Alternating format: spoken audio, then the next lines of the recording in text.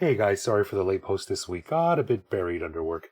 Anyway, we're rerunning this show, which was episode 46 of season 5, telling the story about the only Thai person to fight in the U.S. Civil War. I love geeking out over these history shows, and this story is particularly gnarly.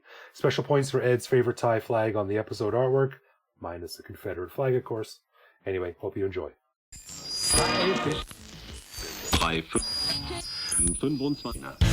On this episode, we recount the fascinating story of George DuPont, the only Thai to fight in the U.S. Civil War. So if you're a fan of history and want to learn about yet another cool role that a Thai national played in major world events, you'll dig this episode of the Bangkok Podcast.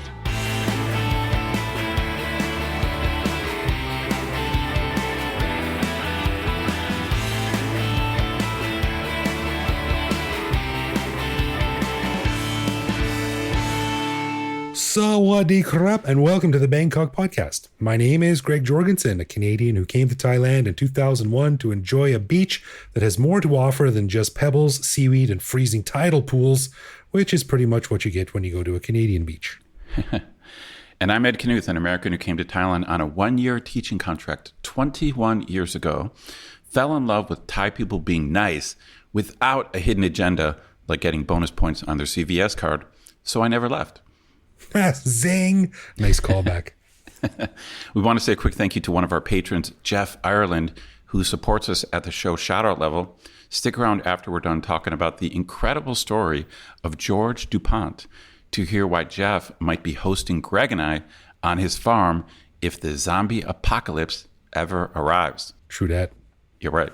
We want to give a big thanks to all of our patrons who support the show. Patrons get a whole bunch of cool stuff, including our ad-free regular show a day early, behind-the-scenes photos and videos of our interviews, discounts on swag, access to our Discord server to chat with me, Greg, and other listeners, and various other things that aren't available to regular listeners. But best of all, patrons like Jeff also get an unscripted, uncensored bonus episode every week where we riff on current events and Bangkok topics. We just finished recording this week's bonus show, and we got an update on my situation being stuck in the U.S., but wanting to head back to Thailand, the depressing news about a doctor who was killed crossing the street and what that says about Thailand's traffic laws, and a major update in our Weed Watch segment. Weed Watch. Which actually turns out to be maybe not so major. We'll have to see. To become a patron, head to bangkokpodcast.com/support. Oh, Weed Watch. It's good fun. All right. Well, hey, on this episode, we are going to jump back into our history series with a story that I found absolutely fascinating, which our buddy Zach sent in to me. So, Ed, you are aware of the American Civil War. I am somewhat aware with that, yes. As a teacher of American studies, I am. Right. Now, the war, which was fought between the Northern Union and the Southern Confederates, was one of the major turning points in world history. And if it hadn't happened or the outcome had been different, we'd be living in a very different world today. Agreed. But did you know that there was one particular soldier who fought for the Union who happens to be the only known participant from Thailand? To be honest, I did not know this. I'd never heard of this guy.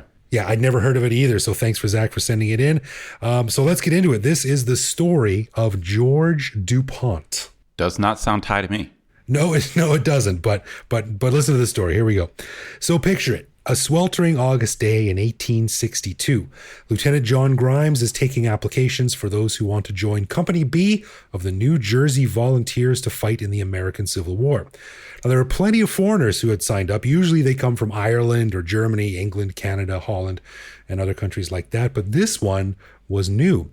The man standing in front of John Grimes was 5.5 feet tall. He said he was 18 years old, although he was probably younger as he had a consent form for minors signed by someone named William Hagen. And he said his name was George DuPont. Now, when Lieutenant Grimes asked DuPont what country he hailed from, it was the first time he'd heard the name of the country Grimes said from one of his soldiers, Siam. Oh, wild.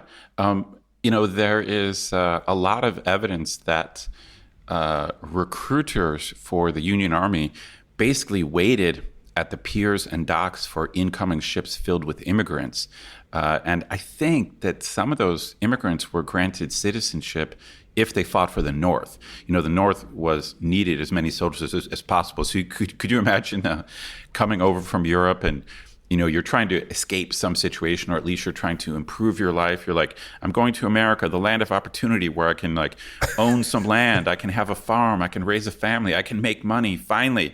And you walk down the plank, and basically you get recruited to go fight in a bitter, cruel war that killed thousands and thousands of people. Welcome to America. Here's your rifle. Seriously, welcome to America. That's about it. But so that's incredible that he volunteered. And I got to say, 5.5 feet tall. That's pretty tall for a Thai guy. Back in the 1860s, yeah. So yeah, interesting. So do you know? Because I don't know anything about this. So do you know his backstory? Like, how did he get there, or what was he doing there? No, there's not a lot there. But let's get into it. Okay. So, as I mentioned, George DuPont was the only person from Siam known to have fought in the Civil War, which lasted from 1861 to 1865, and he has a hell of a story. Now, no one knows where DuPont was born, but he first turned up when he came to New York in 1859. He doesn't appear in the 1860 U.S. Census, nor is he listed on any ship manifests prior to the Civil War. I don't know, maybe he was a stowaway? Right. Or something like that. Now, those who knew him said that he appeared educated, which leads some to believe that he'd been educated by American missionaries. And when he volunteered for the army, he was living in a boarding house at 222 York Street in Jersey City, and listed his occupation as type founder. Those are the guys who made the letter blocks that used in printing presses at the time, to make books. Right. So despite only serving in the army for a year, George saw some major action and took part in 3 of the war's deadliest and most notable battles, which is pretty awesome. No, that's incredible. So the first was the Battle of Antietam on September 17th, 1862 in Maryland by Union General George McClellan and Confederate General Robert E. Lee. It was the first time that the Confederates invaded Union territory, and the fighting was brutal, with over 3,600 killed and 17,000 wounded. It was notable because while it was tactically a draw, Lee's army retreated first, making it a strategic victory for the Union.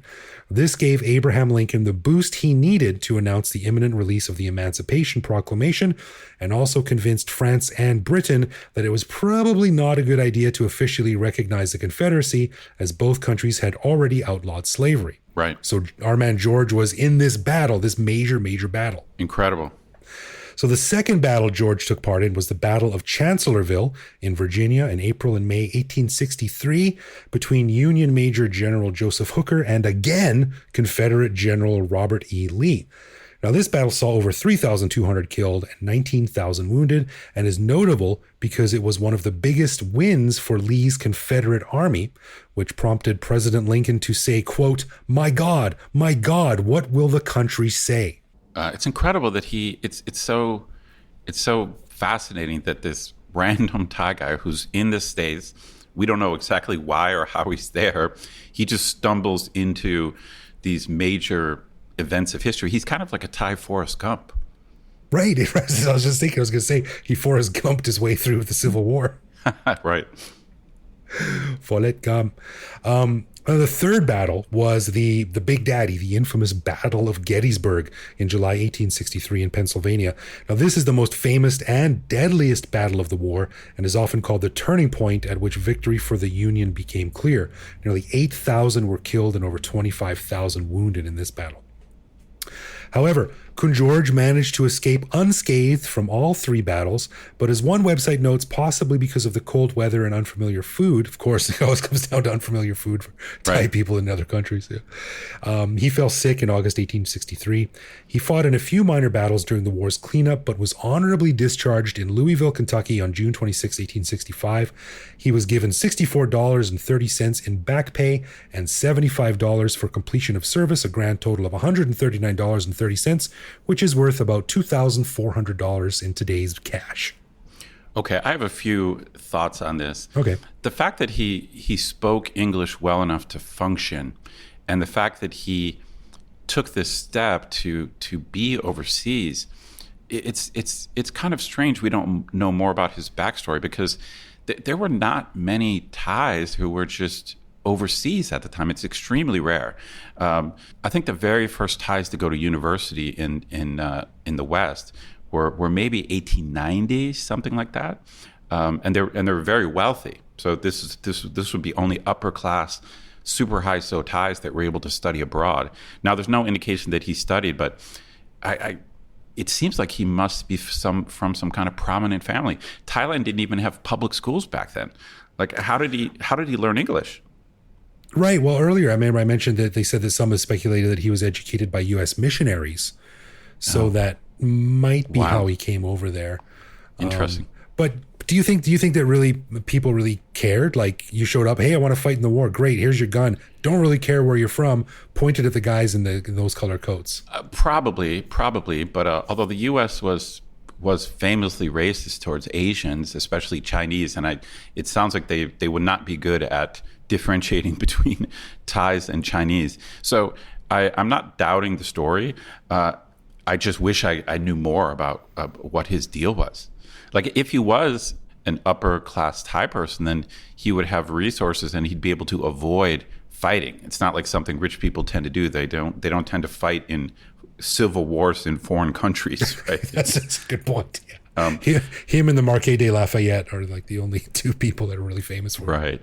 Anyway, it just this is an intriguing story, and it just raises more questions. Totally, yeah. So after the war was done, Kun George moved to Philadelphia, where he again found work in a type foundry. And he led a fairly low-key life, although it is recorded that one evening, he and his buddy Amos Toy were arrested in 1866. Now, the Philadelphia Inquirer reported that, quote, the pair behaved in a disorderly manner in an eating house on the corner of 6th and Cherry Streets, and one of them struck the wife of the proprietor. Whoa. So I guess that wasn't a big deal back then, because in 1869, he became a naturalized U.S. citizen. You know, I feel like he should be more famous. I wonder, this is stuff that I feel like we should know. Who was the very first Thai person to be naturalized in the U.S.? Like, this dude should have a plaque at the U.S. Embassy in Thailand. He should. I wonder. Do you think? I feel like if he was the first Thai person to become a U.S. citizen, then he would be better well known. So there must have been someone before him. I guess so, yeah. But perhaps tiring of the cold winters and the weird food, he packed his stuff and he headed back home to Siam in 1870. He got a job at the Siam Weekly Advertiser, an English language paper in Bangkok. But soon after that, the Siamese army offered him a job as a drillmaster, noting his experience overseas, offering him a salary of $50 a month, about $1,000 today, which back then was a massive sum of money. So he was living large. For sure. Yeah. So when that was over, George became a timber dealer, traveling all over the country by river. One morning in 1889, he was sleeping on his boat in Sukhothai province when he was attacked by bandits who managed to shoot him in both feet, which is a terrible turn of luck. That is a terrible turn of luck. And that earned him an American pension of $12 a month, or about $250. So, yeah, I read a little story about how he had to be examined by an American doctor to prove he wasn't faking it. So he had to write a bunch of letters back and forth to the embassy in Washington and the Thailand embassy in Washington and the one in Bangkok. So, I mean, it must have taken months and months back then. I believe that, as someone who hates to wrestle with bureaucracy. I believe that. Yeah, no doubt. So when that was all wrapped up, our man George, he finally settled down and he got married at the beginning of 1900. But sadly, it wasn't a long marriage. In July of 1900, he died from heart disease at about 56 years old. And check this out, is today buried at the Bangkok Protestant Cemetery in the shadow of the giant Maenam Residences condominium, which is located on Soi Charoen Krung 72/5. And I looked it up. I wanted to get down there myself, actually, because I've actually been to this graveyard before, because I wrote a blog post several years ago where, do you know the Soi running down by the river that goes by the Sheraton Hotel right by River City there? Sure. Yeah, this is Charoen Krung Soi 30, but it's also known as Soi Captain Bush. And I wrote a blog post about this one time, and I actually tracked him down. This dude, Captain Bush, was Thailand's first harbor master, and he is actually buried in the same graveyard as George is. So wait, so Captain Bush, but that's a Thai person? No, he was, God, I can't remember now. He was a foreigner, but Okay. he was really familiar with how the waterways worked and how boats worked. So he became the first official harbor master for Thailand. He was appointed by the king. Interesting. Oh, Yeah. fascinating. So Fascinating. George is buried in the same Protestant cemetery down there, and I wanted to get down there and check it out, but I wasn't able to. But I did find some photos of his grave online, and we'll send those out to our patrons. But basically, his George's grave is completely covered by banyan trees now. So it's just like this, wow. this overgrown cement Well, slab with trees growing out of it. So Yeah, it's pretty old. Not surprising. This story has now piqued my interest in other early Thai immigrants. There must be a book out there on the earliest Thai immigrants to America. So, if any of our listeners know such a book, I mean, I know I can Google it and do research and stuff. But if anyone happens to know a book or can recommend any history of the earliest Thai immigrants in America, that would be fascinating. I imagine there was probably a ton more than this around the world. I mean, this was back when the Industrial Revolution was well underway. Steamships were sailing all over the world from all over the place. So I'm assuming True. that almost anyone who could do some physical labor could probably get a job on a boat somewhere. And I imagine there was plenty of Thai people at various points around the world. But It's a good question. I mean, I think it's the early 1800s, so 1810, 1815, 1820, that there was a massive influx of Chinese, a lot of them to do physical labor, famously on the railroad. So maybe there were Thai people among those Chinese immigrants. I'm not sure. yeah, I mean, this is terrible. This is terribly indicative of the backwardsness of the little crappy town I grew up in. But actually, I have fond memories of this town. I shouldn't call it crappy, but it's still kind of a backwards town. But when I said, I was telling, my bosses and my friends that I was going to Thailand back in 1999, they were all like, so when are you going to China? And I would say, I'm actually going to Thailand. They'd be like, it's all the same. So, I mean, you can imagine back then opinions were probably much the same. So maybe they were just lumped together. Right. So anyway, I thought it was a fascinating story. And just like, I mean, to take part in this, world-shaking war. Right. These epic battles. Yeah. And, many thanks to Zach for sending that in. I did a bunch of research. I couldn't find much. I found 2 websites that had different stories on it, but nothing from the U.S. Embassy, nothing from the Thai Embassy. So I think it's a shame. I think our man George, our buddy George, should have at least a bust or something in the U.S. Embassy here. Agree 100%. Yeah. So many thanks to Zach for sending that in, and thanks to George for fighting the good fight. Good on you there, sir. And R.I.P. Definitely. Yeah. All right, let's get into some love, loathe, or live with, where one of us picks a particular aspect of living in Bangkok, which we then discuss and decide if it's something we love about living here, loathe about living here, or have come to accept as something that we just have to learn to live with no matter how we feel about it. The last time Ed asked me my feelings on sidewalk squirts, so this week it is my turn. Now, Ed, this is the end of January, the beginning of February coming up. And this is by no means endemic only to Thailand, but it is something that we have to deal with. We're almost at Chinese New Year here. What do you think about when you're sitting at home, quietly enjoying a book, perhaps a half glass of scotch at 10 a.m. in the morning, and you suddenly hear psh, psh, psh, psh, psh, psh, cymbals and firecrackers and dancing, and then you're treated to 15 minutes of extremely loud Chinese classical opera music and a dragon dance and firecrackers just outside your window. What do you think of this? Well, it's a good question. We've talked before about how Thailand seems to have 1,000 different holidays and vacations and breaks. And this, it's like, Thailand seems to celebrate its own Thai holidays, some Western holidays, like the New Year's, January 1st, right?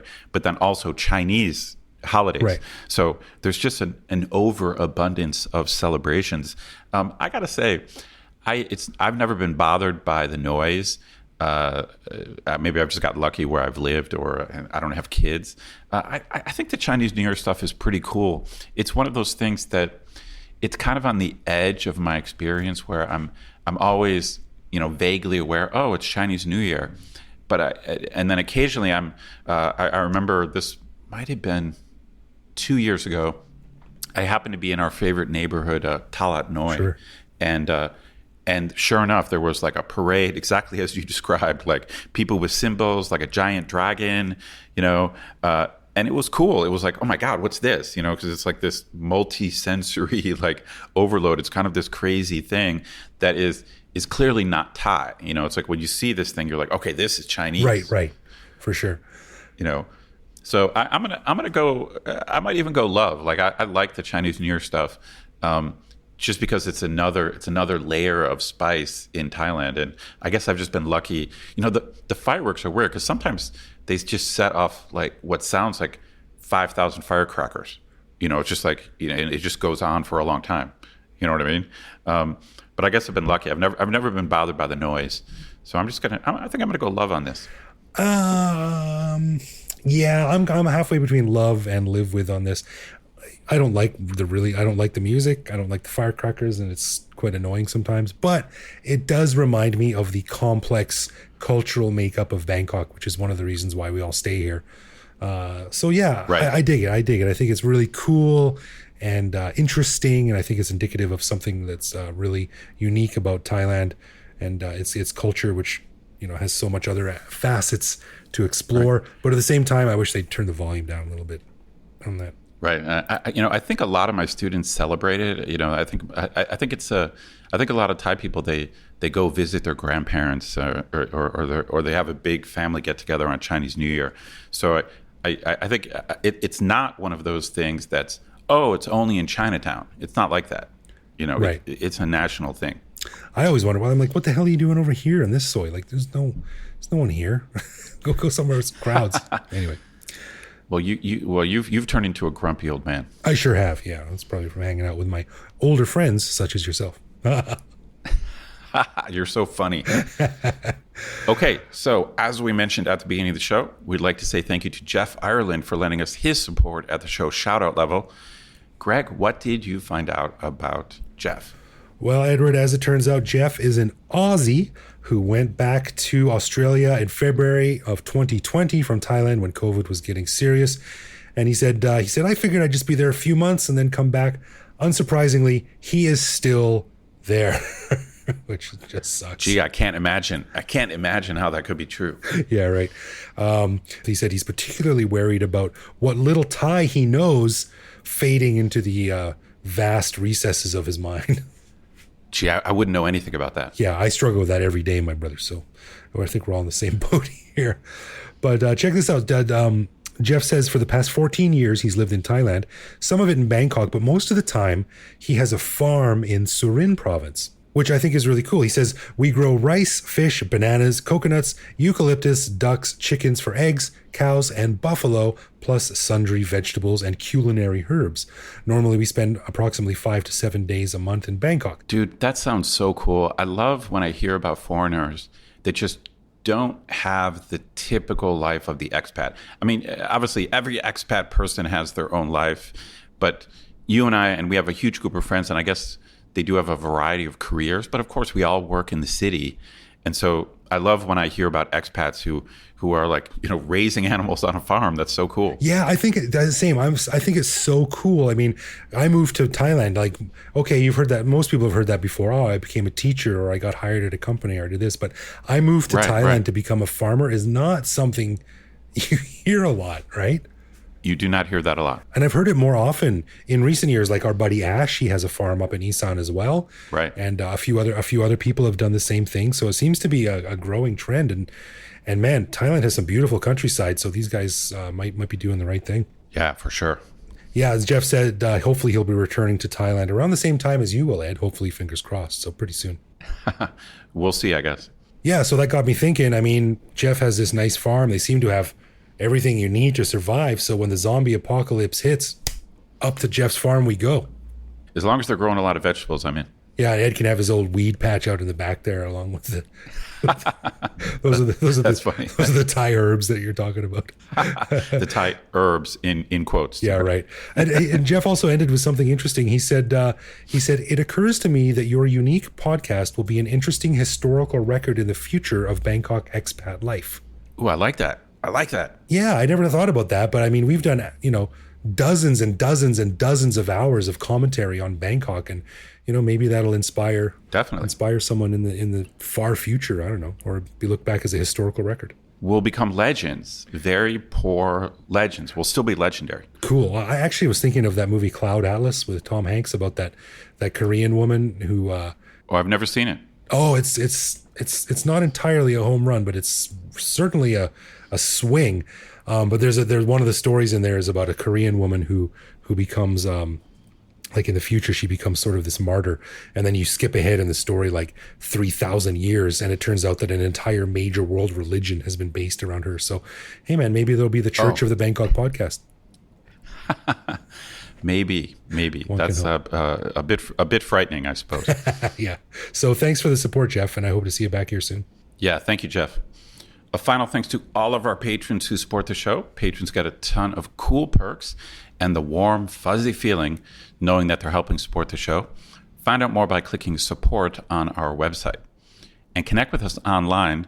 We're Bangkok Podcast on social media, bangkokpodcast.com on the web, or simply bangkokpodcast@gmail.com. We love hearing from our listeners and always reply to our messages. Totes my goats. You can also listen to each episode on YouTube. You can send us a voicemail online that will feature on the show, or even reach out to me directly on Twitter where I am BKK Greg. So thanks for listening, folks. Stay safe. Hopefully we'll see you back in Thailand soon, and we'll see you back here next week. Absolutely.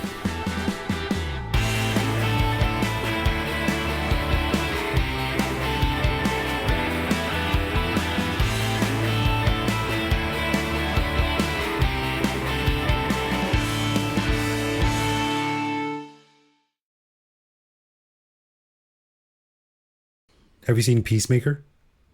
No, but I heard it's great. It's incredible, man. It's so entertaining. It's just, it's outrageous. Everything about it is outrageous. That's great. The language, the violence, it's just the writing. The boys, they just showed what's possible, Yes, finally. All right.